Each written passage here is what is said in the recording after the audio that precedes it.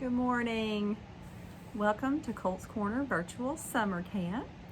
I'm excited that you could be with us this summer. It's a little different than last summer, but I'm just as excited about teaching and learning a little more about you and helping you to know more about you as a math learner and a math teacher. I'm happy you could join us, and I hope that through spending a little time together, you learn a little bit more about yourself and how you can be a more effective math learner and teacher and more efficient as well. Each day we will explore a different topic in mathematics, and I hope that I can share with you some tricks of the trade and some fun games and some ways that will help you become the math learner and teacher that you want to be. One of the things that I always share, I'm a fourth grade teacher at Westside, so one of the things I share in the first days of school is that mathematics is very unique in that it is an exact science. There's always a right answer, and how you get to that answer is different for everyone, but there's always an efficient or effective way, and you have to find the way that works the best for you. The key to mathematics is patterns.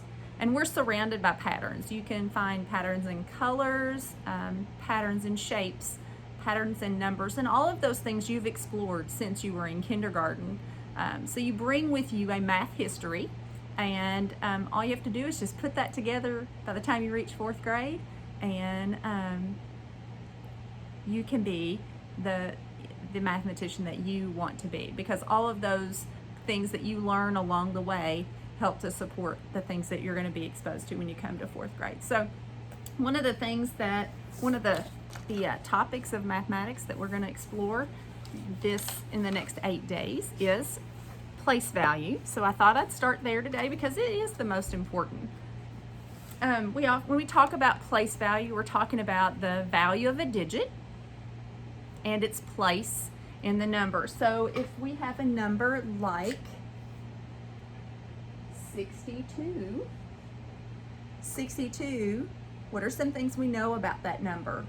Well, we know that it's made up of 6 tens and 2 ones.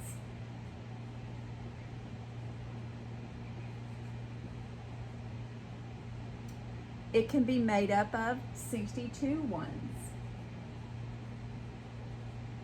And we can explore a lot of different ways to know the many things we know about the number 62. One of the ways that we can help us is a place value chart, and we use these a lot in fourth grade because it helps us to understand the relationships. Because another thing that you're looking at when you look at the number 62 is you're looking at the relationship of the 6 and the 2 and its place. So if we place it in the place value chart, then we have 6 tens and 2 ones, and you talk about what that relationship means. It can also be made up of 5 tens and 12 ones. When you think about that number, 5 tens is equal to 50. 12 ones is equal to 12. And so when we start looking at the relationship between 50 and 12, when we join them together, they are equivalent or equal to 62. So, finding patterns, exploring relationships, those are the two big things that we do in mathematics, and place value is one of the most important concepts that helps us to explore those, help us to understand mathematics and help us to get to the answers. So today I want to share with you a couple of games that are fun to play, but they also help exercise our brain to give us that flexibility to look at numbers and look at patterns and find relationships.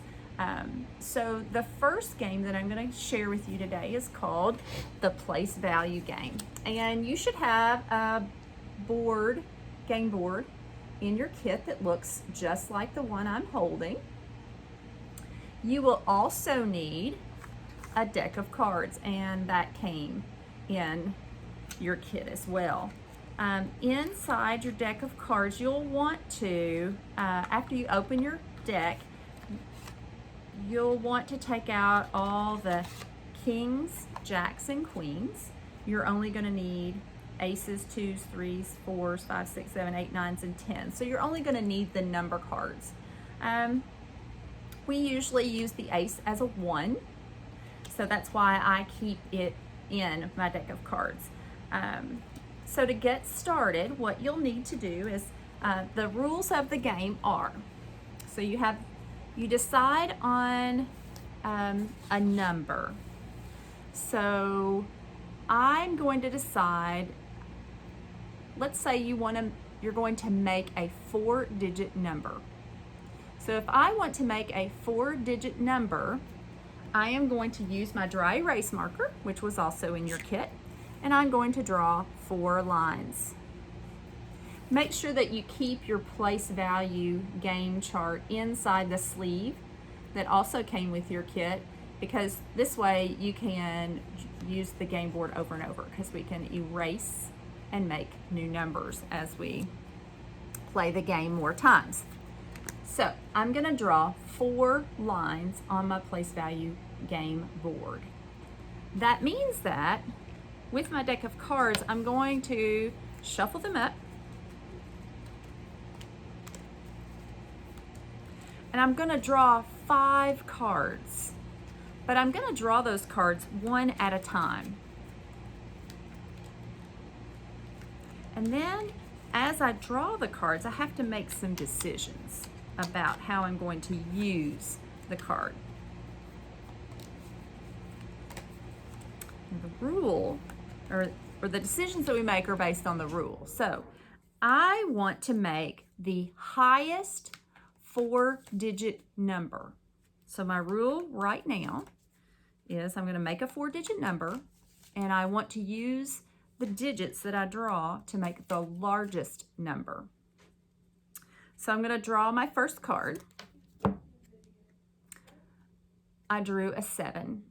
Now I have to decide, do I want to use the 7 and place it on my game board, or do I want to discard the 7? Now remember, we're making a 4-digit number, and I decided I was going to draw 5 cards. So I can discard only 1 card, but the idea is that I want to make the largest 4-digit number. So now I have to be strategic, and I need to look at my 7 and make a decision. Okay, I want to make the largest number. 7 is a larger number. It's greater than 5. It's closer to 10 or 9. You probably wouldn't use the 10s with this game, so you would probably want to take those out before you got started. But there are other ways that you can use the 10 as well. So I think I'm going to keep the 7, and I'm going to put it in the first blank. Think about why I might put that in that first blank. Some of the things I thought about that number, it's a higher number. It's closer to 10, and it is going to make a larger number because the value of that place is thousands. When you look at that considering this is a 4-digit number, this would be the ones place, the tens place, the hundreds place. This is the thousands place. All right, so now I'm going to put that card down, and I'm going to draw the next card. This time I drew a 6. That's a larger number as well. So I need to decide, do I want to keep it? Or do I want to discard it? And then I need to decide, if I keep it, where should I place it? Well, considering that it's a larger number, I think that I'm going to put it in the hundreds place. If I put the 6 in the hundreds place, then the value of that digit is going to be 600. So right now I've drawn 2 cards, and I've kept both of them, and I thought about why I needed to keep them. So I'm going to draw another card. This time I drew a 5. Do I want to keep it or discard it? If I discard, then I won't record this number in my blank. I cannot change the position of the 7 or the 6. Once you write the digit in its place, you cannot erase or make any changes because you've already made that decision. And that part of the game has already been played. So I think I'm going to keep the 5 as well.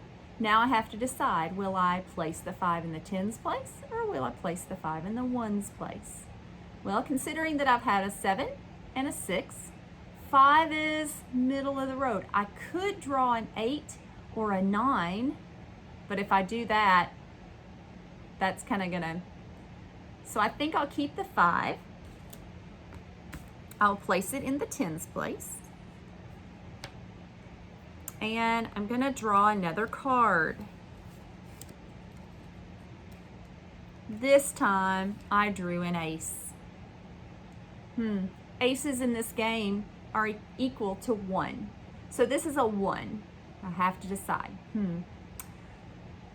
Should I keep the 1 and place it in the ones place? Or should I take my chances that I might draw a 2, a 3, or a 4? I think I'm going to take my chances. I'm going to discard this card. I'm not going to use it this time. And I'm going to draw another card. And this time I drew another 6. 6 is greater than the 1. And the only place I have left is the ones place. So I'm going to record the 6 in the ones place. Now let's read the number. I've made the number 7,656. Now I have to ask myself, is that the greatest number that I could have made using the cards that I drew? Well, if we take a look at the tens place and the ones place, the value of this 5 is 50. Had I decided to place the digit in the ones place and place this 6 in the tens place, I would have had 6 tens. And 6 tens is equal to 60. And 60 is greater than 50. So in this situation, this round, I did not make the largest number I could make based on the cards that I drew. The largest number I could have made would have been 7,665. This number is greater than this number. And that's determined by the digit and its place. We have 7 thousands, 600, 5 tens, and 6 ones. Okay. So now you can, that completes the round, and after you've reasoned and you've thought about, this is a great game to play with a partner. If you have a group of 3, you can play against one another. You can have lots of different rules. Like for this game, our rule was to make the largest number you can make. Next, you could make a 4-digit number and make the smallest number you can make, which requires a different kind of thinking. But the idea is that it's a game that you can play again and again, and you learn something new, and you become more strategic the more times you play it. So I hope that you will take the time to teach someone, a friend or a family member. Get your deck of cards out. Get out your place value game board. Make another game board. If you have a whiteboard at home, you can use that. Use dry erase, because now I can erase my game board and I can start all over again. Okay, so one game, the place value game. So you can look at it. I'll have the rules. The rules and everything are included inside your folder, but you can use this video or use your game rules to help you play that game. The next game we're going to play, again related to place value, is called Digits Place. This is a really fun game. You can play it whole class. You can play it with a friend. You can have a family member just think of a number and then you do the guessing. It's a great way to interact and learn something new about yourself and practice, give your brain the exercise it needs to become more strategic. Digits Place is a game where I think of a number, or you think of a number, that you want someone else to guess your number based on clues. Math is all about using the clues. Math problems give you clues, and you have to use your brain to decipher what those rules are and what those clues, use the rules and use the clues to help you solve problems. And once you do that, you find the patterns, and in combination, all of those things working together help you to get the exercise that you need to make yourself a good mathematician. In fact, you can become a mathematical genius if you can find the patterns and use the clues. Digits Place is a game where I'm thinking of a 3-digit number, and I want you to guess it. You're going to use digits 0,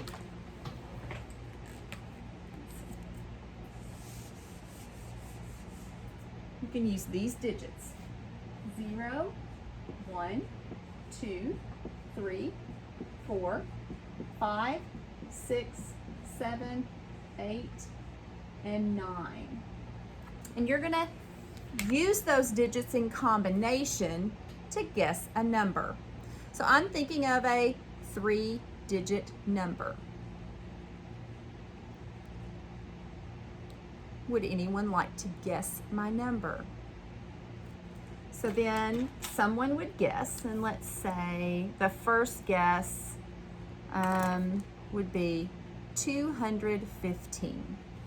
So in the guess column, I would write that number, 215. Now with this game, what I'm going to do next is I'm going to look at the digits that make up this number. The 2 in the hundreds place, the 1 in the tens place, and the 5 in the ones place. With this guess has 2 digits correct and 2 digits in the right place. So 2 digits correct, 2 digits in the right place. Well, now I have to look back at this number. So my question is, what 2 digits are correct and which 2 digits are in the right place? So I'm going to use that clue, this clue right here. I'm going to look back at this number and I'm going to make another guess. Maybe the next guess is 512. Let me record that guess. Now notice I changed the position of the digits, and that changes the value of the number. But I'm also using this clue to help me determine which digits are correct.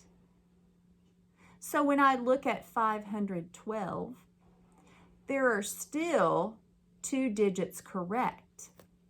So I'm going to write that down, record that clue. But there's only 1 digit in the right place. So when I look at 215, I had 2 digits correct and 2 digits in the right place. I look at 512, and I have 2 digits correct, but only 1 of them is in the right place. Now I need to think. The only digits I changed positions were the 2 and the 5. So I can use that clue and look back at this clue, 2 digits, 2 places. My number has a 1 in the tens place and a 5 in the ones place. So let's make a different guess. So now I'm trying to decide, oh, what could the hundreds be? So the next guess could be 415. 415 is the guess. There are 2 digits correct and 2 digits in the right place. So that seals the deal. I know that 15 is part of the number. 1, 10, and 5 ones is part of the number I'm trying to guess. So let's make another guess. Now, one of the tricks that I always share with my 4th graders, and a trick that you could use too, is that now that we've decided that 1 and 5 are a part of the number, then I can mark out the digits that I guessed that aren't a part of the number. So I can mark out 2. Now I can mark out 4. That leaves me with a 3, a 6, a 7, an 8, and a 9 to guess.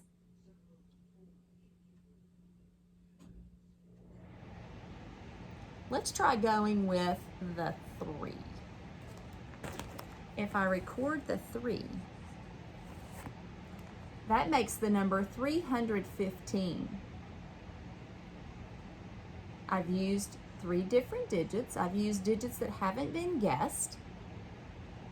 And the clues here are, now we have 3 digits correct, 3 digits in the right place. So my number was 315. So again, you're using some strategies and you're looking for relationships between numbers, and you're using patterns to help you solve a math puzzle. I hope that you will use some of these games to help you become a stronger mathematician. If you have any questions, I'll be available to answer those. If, again, you'll have your game board for digits place also in your kit. You'll just need a dry erase marker. And you'll need someone to help you, just save a number in their brain, or write a number on a piece of paper and let you ask some questions, or you do the guesses, and they help you to determine what the number is. So guessing the number. If you come up with a fun way to play this game, or another way, different rules, better strategies, please share those with me on Dojo, or send me a message through my email at school, sandy.vanhook@harrison.kyschools.us. I'd be excited to hear what you have to share, what you have to offer. And that way we can connect using mathematics.